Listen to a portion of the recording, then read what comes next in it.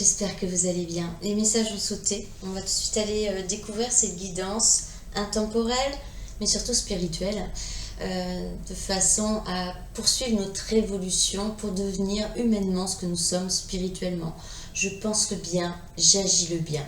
Ainsi, on trouve un équilibre, une harmonie. Mais pour cela, c'est vrai qu'il faut qu'on mette tout à terre et qu'on soit sans masque avec nous-mêmes, vraiment très honnête. Et en transparence. Voilà, nous sommes avec l'oracle de la magie de l'âme et j'ai tiré 5 cartes. Donc, nous avons l'erreur, la bienveillance, le soi, l'harmonie et l'apprentissage.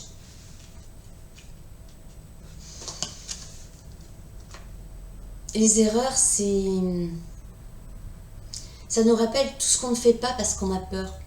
On a peur de faire des erreurs, on a peur d'agir des conséquences. C'est toujours cette première des émotions qui nous gouverne. Les erreurs, c'est également toutes celles qu'on a pu faire, qu'on s'est quelque part infligées en tant qu'erreur.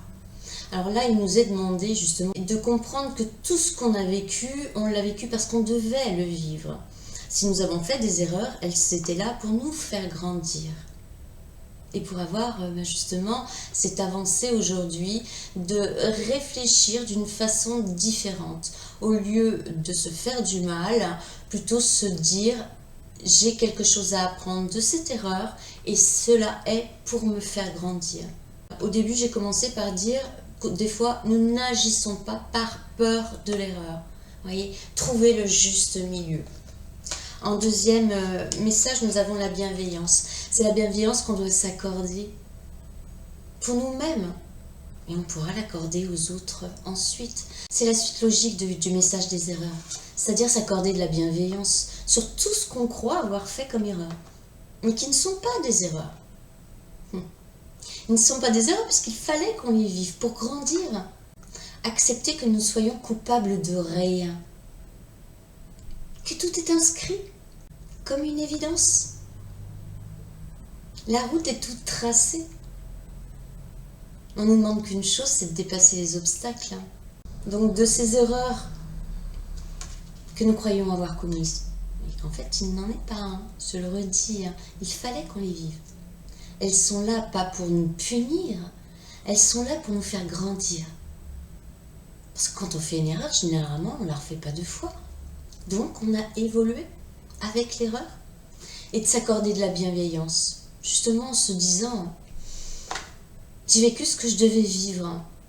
Et en l'acceptant, en le comprenant, eh bien, je peux poursuivre mon chemin. Et dans la bienveillance de moi-même, ce qui forcément amènera la bienveillance avec autrui et m'entourer des bonnes personnes. On arrive au soi, qu'il faut absolument arriver à comprendre que nous sommes aujourd'hui la personne la plus importante à nos yeux, de penser à nous. Qu'est-ce qui nous fait vibrer? Qu'est-ce qu'on a besoin pour nous? Laisser un peu les autres de côté, c'est notre vie avant tout. À quel moment on va vivre pour nous? Parce que tout ce qu'on en est, on passe tous à une période de notre vie où en fait on existe au travers des autres. Et là, c'est accepter toutes nos erreurs parce qu'elles nous ont fait grandir, les accueillir avec bienveillance et en nous l'accordant, penser à nous, à faire ce que nous avons besoin pour nous, pour notre équilibre intérieur.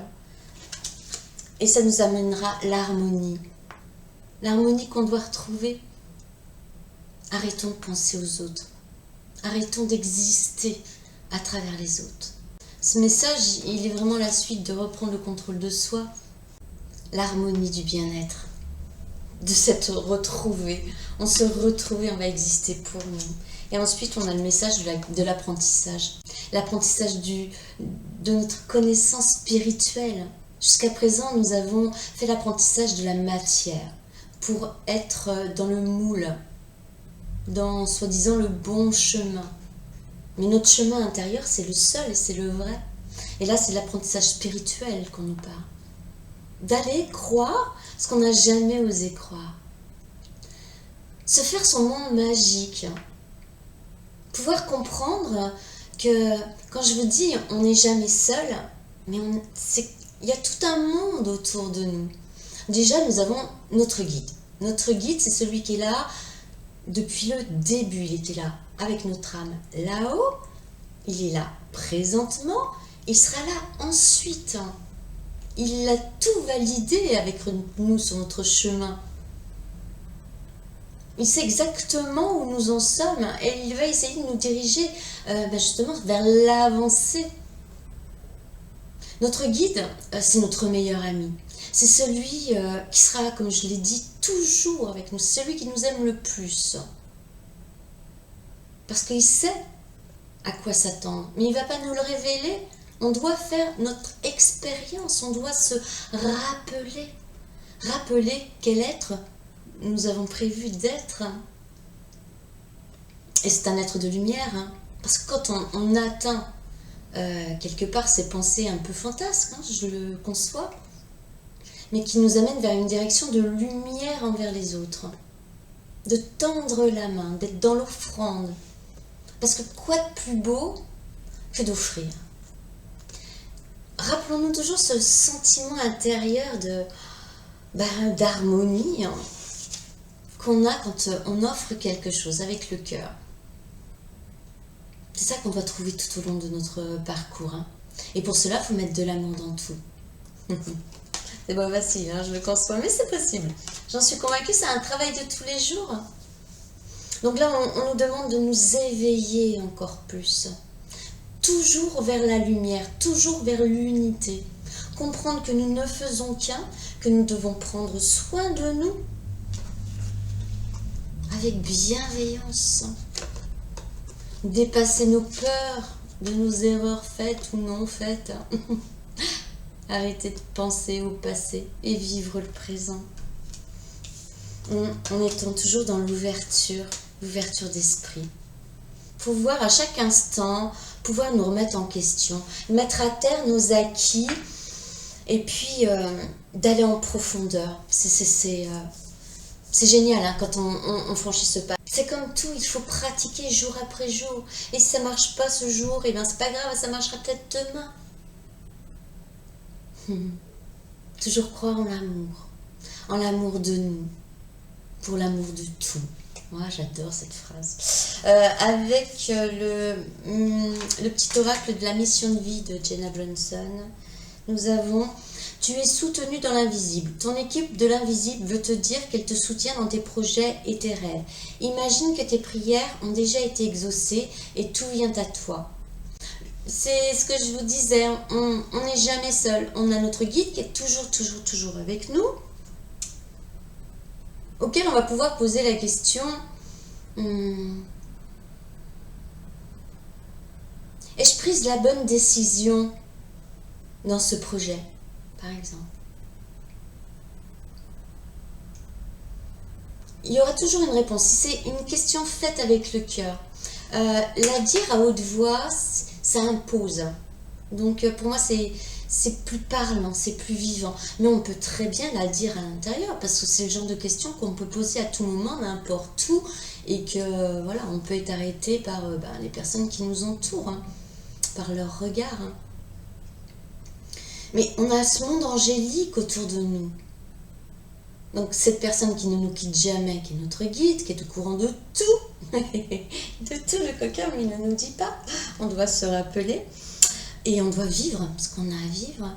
On a notre ange gardien, qui lui aussi est toujours avec nous. Et on a les autres anges. On a les archanges. On a la source divine. On a également tous les maîtres ascensionnés. C'est toutes ces âmes qui ont été humaines et qui ont une vie tellement exemplaire sur Terre. Tellement dans la donation, tellement dans le partage, tellement dans la lumière et dans l'amour, qui sont montés directement près de la source divine pour aider justement les anges, les archanges, les guides à nous insuffler les vérités, à nous donner espoir justement sur ce monde invisible qui est autour de nous et qui travaille seconde après seconde pour qu'on ne tombe pas. Voilà. Pour qu'à un moment donné, il y ait toujours un petit signe de par nos anges. Les anges, c'est des présences divines. Ils n'ont pas été humains, contrairement aux guides. Les guides qui ont été dans la vie terrestre et qui sont montés, ont fait tout le travail nécessaire en bibliothèque universelle pour acquérir la connaissance cosmique et de pouvoir donc, par cette intelligence d'amour et de lumière et d'unité, pouvoir demander à être guide. Et il choisit les âmes qu'il pourra accompagner tout au long de la vie terrestre. J'adore cette histoire. J'adore cette histoire. Elle donne espoir. C'est ça qui nous manque, l'espoir. Moi, je dirais, il faudrait travailler notre imagination. Rêvons. Osons nous créer notre propre histoire. Osons croire au monde invisible. Mais quand on pense qu'on est soutenu, quand on croit... souvent, je vous parle du « je suis », de la présence, de la fréquence « je suis ». Nous naissons donc tous avec cet Esprit Saint qu'on appelle « je suis ». Je vous rappelle, c'est pas moi qui l'ai inventé.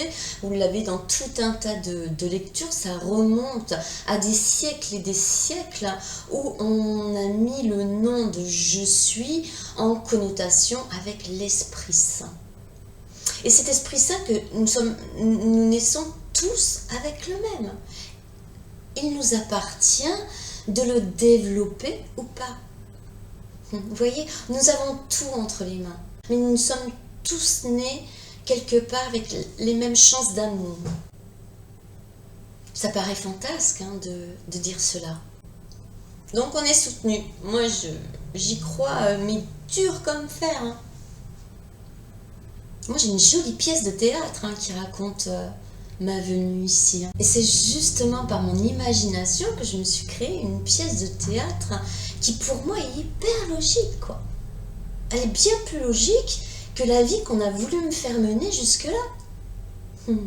Parce qu'elle est gouvernée par l'amour. Et l'amour du tout.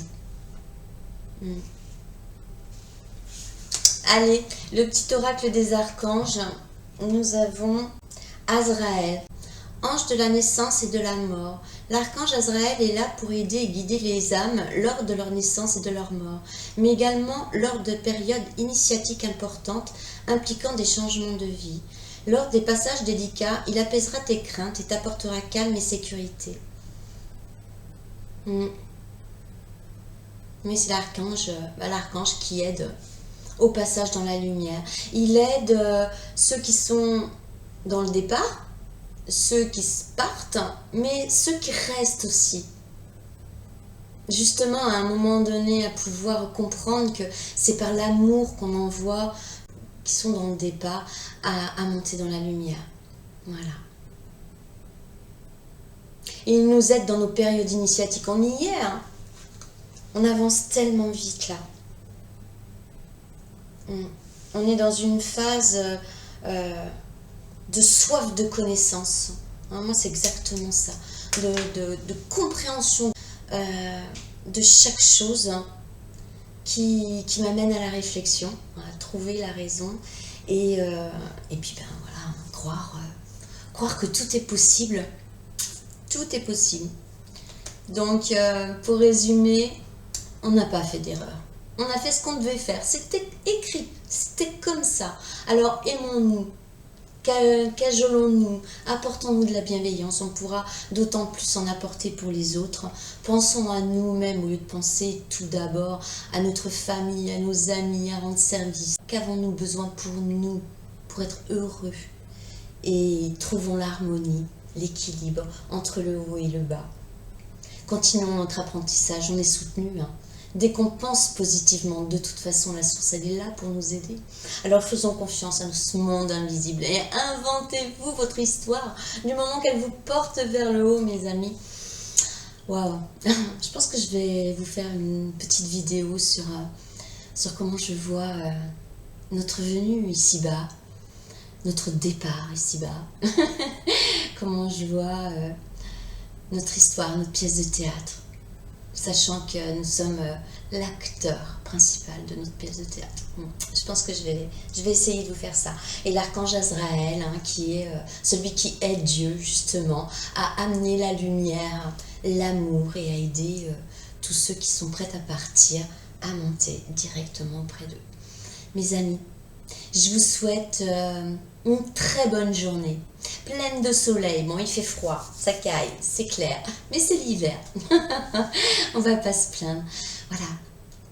Très bonne journée et je vous envoie toute ma lumière. À bientôt.